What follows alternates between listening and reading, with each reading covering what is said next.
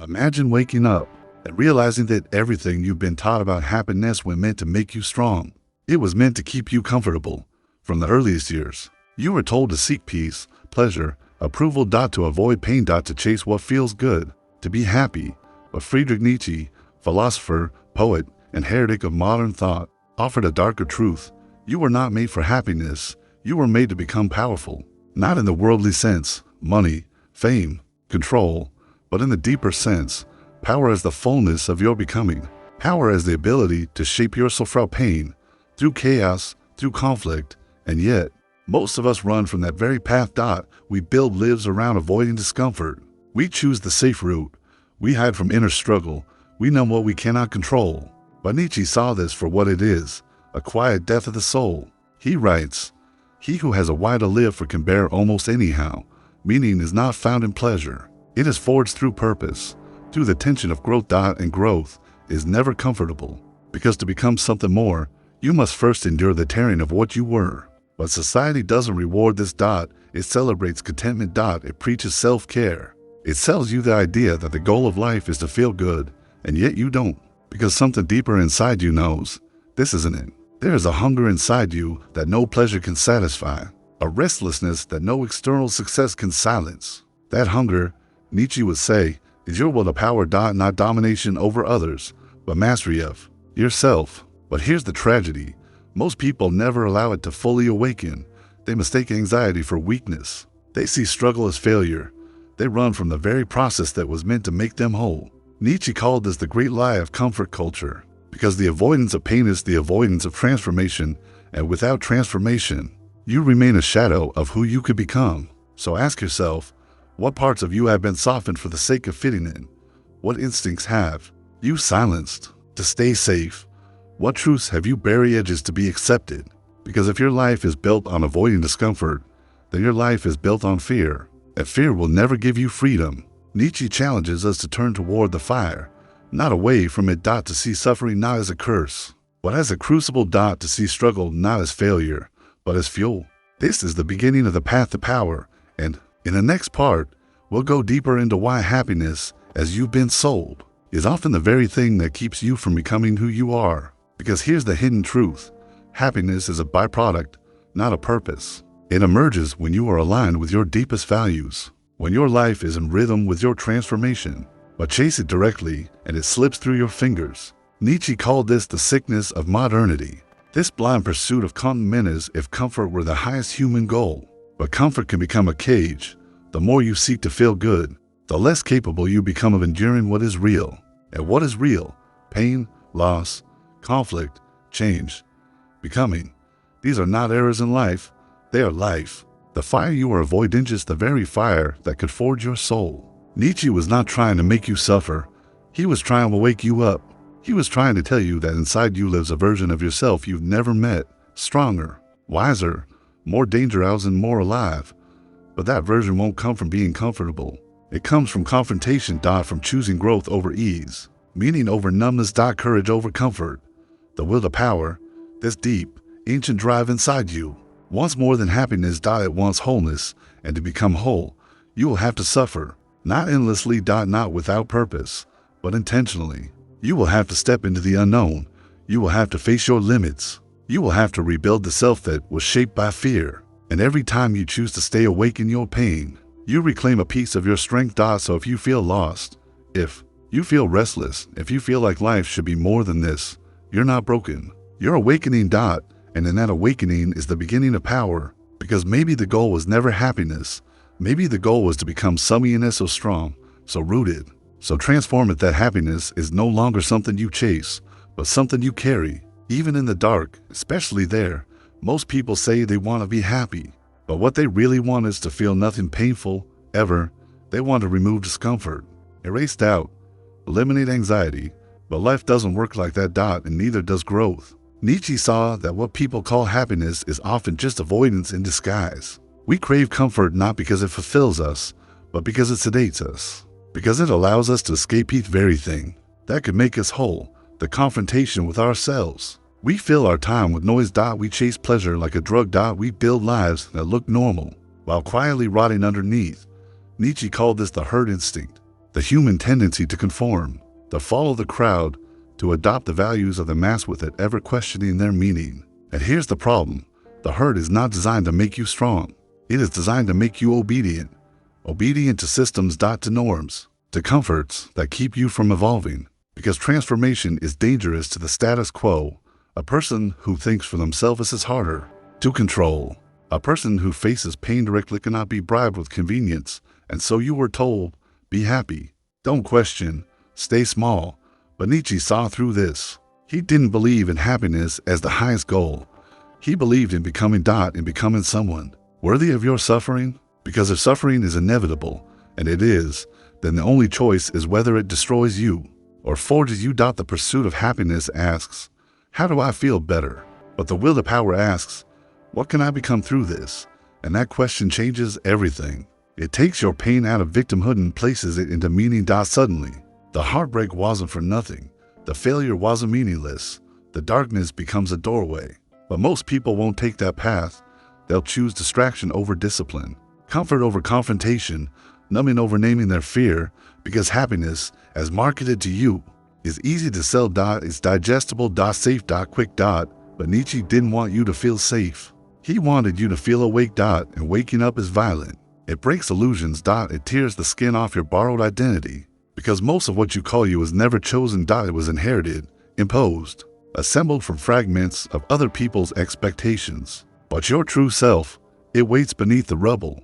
And to uncover it, you must be willing to suffer, not randomly, but deliberately. Let's be clear. Nietzsche wasn't advocating for misery. He wasn't romanticizing pain. He simply saw that life is pain, and the question is what you do with it.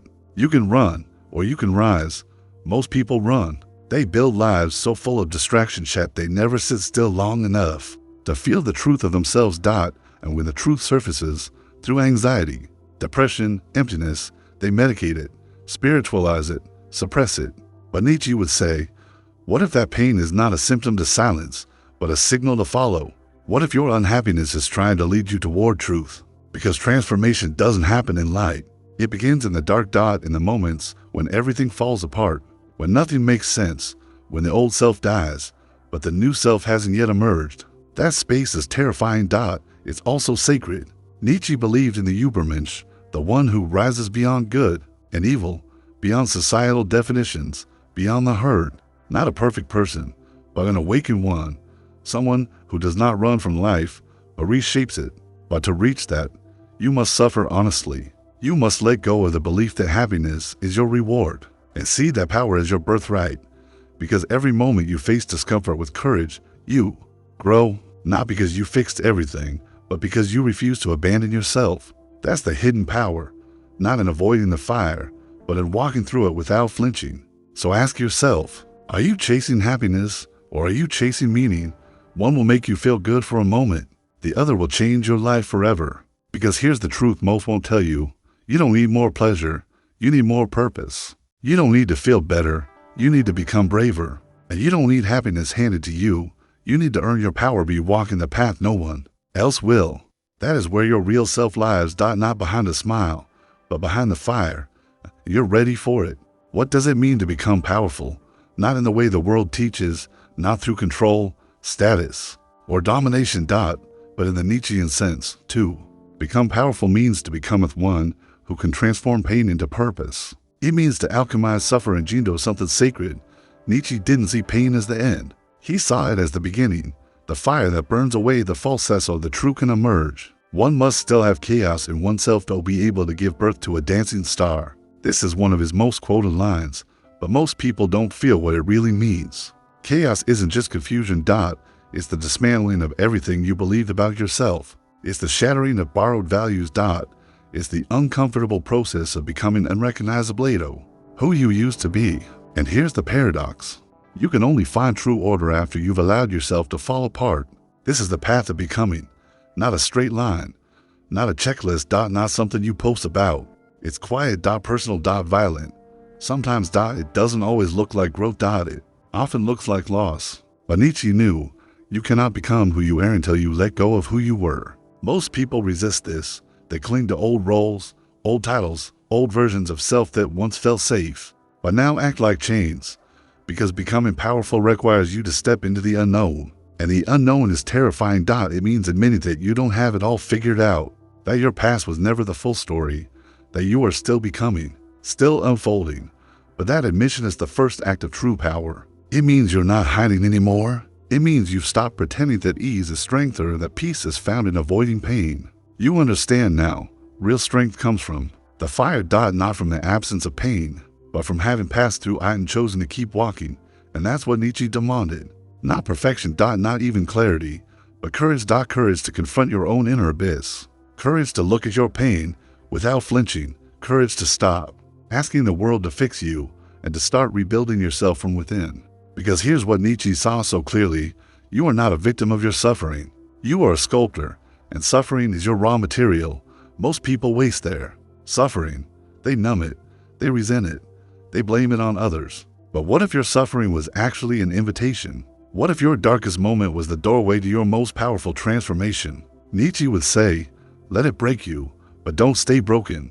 Let it wound you, but don't become the wound. Rise. Not instantly, not cleanly, but deeply, because becoming powerful is not about strength in the traditional sense. It's about depth. It's about becoming so deeply rooted in who you are that no external force can shake you. You stop reacting. You start choosing. You stop proving. You start becoming. You stop hiding behind your pain and begin to speak from it, not as a victim, but as someone who has survived it and turned it into something meaningful. That is the Nietzschean transformation. The will to power is not the will to dominate others. It's the will to dominate yourself. To bring order to your chaos. To give direction to your despair. To create structure from your suffering. It's not glamorous. It's not comfortable. It won't win you applause, but it will make you unshakable. And when the world falls apart, as it always does, you'll remain, not untouched, but undefeated. This is what it means to be dangerous in the best way. Because you don't need approval. You don't need validation. You build your strength from within. So when others break, you bend. When others seek escape, you seek meaning. And when others stay small, you expand. Not to impress, but because your very nature demands it. This is what Nietzsche meant when he called for the creation of the Übermensch, a human being who has not only survived the abyss, but returned from it with eyes that see clearly, and a will that cannot be bought. And that is power. Because power isn't a title. It's not an image. It's a way of walking through life with your eyes wide open, your heart forged in fire, and your soul unwilling to shrink. So when you wonder why life hurts, remember, it's not punishing you. It's preparing you for something greater than happiness, for something more lasting than ease. It's preparing you to become who you truly are, and who you are is powerful. So what does it actually look like to live as someone who has become powerful? Not in a book. Not in a theory, but in the real world, with its noise, its tension, its endless distractions.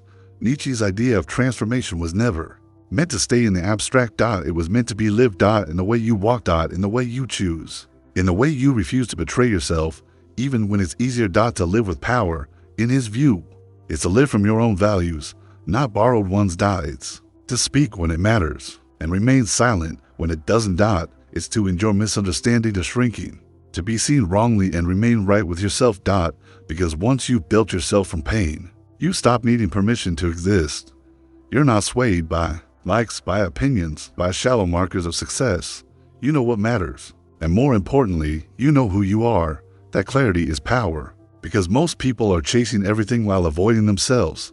They move fast, but never inward. They build image, but not identity. They chase peace, but avoid the very conflicts that would give them meaning. But when you've gone through Nietzsche's fire, when you've confronted your chaos and risen from it, you no longer fear discomfort. You see it as the signal. You are alive. You are growing. You are moving toward something real.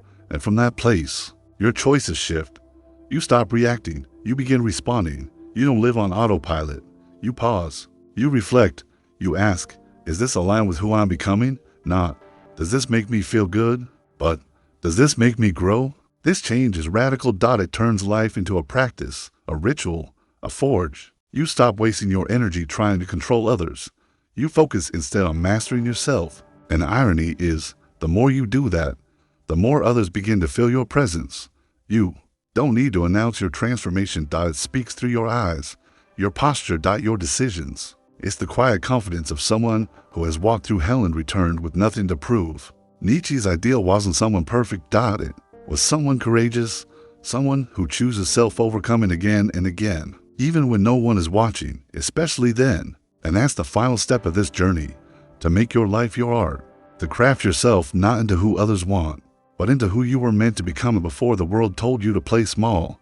This requires discipline, not the discipline of rigidity, but a devotion. Devotion to your deepest truth, devotion to your strength, not the strength that resists emotion, but the strength that holds it with clarity. Devotion to your future self, even when the present hurts. Nietzsche believed that the one who has become powerful carries their pain with grace. They do not broadcast it. They do not weaponize it. They integrate it, and in that integration, they stop blaming life for being hard. They stop asking, why me? They start asking, what now? The shift changes everything. Because now, you are not waiting for life to get easier. You are becoming someone who can face it as it is. Not broken. Not bitter, but bold. You don't chase happiness anymore. You don't need it, because you've built something stronger. Resilience. Depth. Meaning. You've taken what was meant to break you out and built a foundation out of it. Now, you walk through the world not asking for approval, but asking yourself one thing: is this worthy of who I'm becoming? And if it's not, you walk away. That's power. You say less. You choose more. You trust yourself. And every day, you become a little more of the person you were meant to be, not in spite of your pain, but because of it. This is what Nietzsche meant all along. That happiness is not the goal. It is not the reward. It is the byproduct of becoming someone who no longer needs it. Because you found something greater, your will, your direction, your becoming. So the next time life brings you down, remember, you were not made to avoid hardship. You were made to transform through it. You were not made to be safe. You were made to be strong. And you were not made to be happy. You were made to become powerful. Not someday. Now. Because power isn't loud. It's not flashy. It's silent. It's steady. It's yours. When you stop running from yourself, when you stop chasing a life that looks good and start building one that feels true. That's what Nietzsche knew. That's what he tried to tell us all along. And now, you know too. Not because someone told you, but because you earned it. Every scar, every step, every truth you now carry is yours. And now you know, you weren't meant to live a soft life.